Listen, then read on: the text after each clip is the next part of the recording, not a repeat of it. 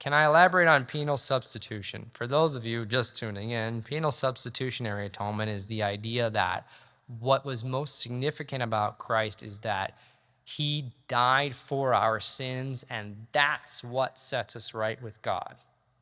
That it was actually the punishment of Christ that satisfied the wrath of God the Father. So I should preface this by saying there are a lot of views on this. There's a long range of different nuances about this. But the most extreme one that people really do believe is, and I knew a bunch of them in college, is that the main problem with the fall is that we disobeyed God, and his justice must be satisfied with vengeance. And we were going to take this eternal punishment of God's infinite justice, but Christ took it for us. And in bearing that punishment, now the wrath of the Father is assuaged.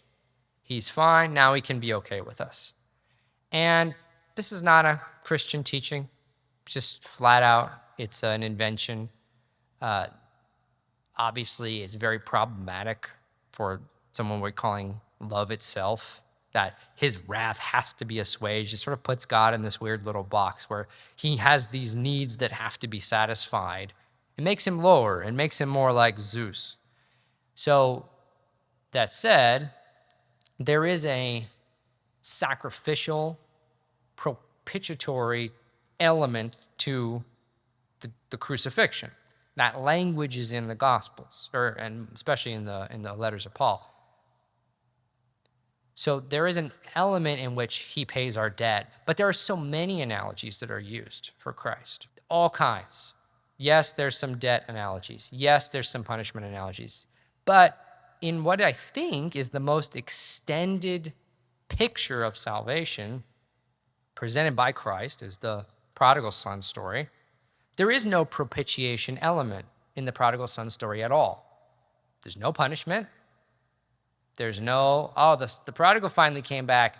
All right, your scourges have been waiting for you. Go get your whippings before I let you back into the house. Doesn't happen at all. The fathers are very emphatic about the fact that the prodigal receives no word of reproach from the father. He doesn't say anything.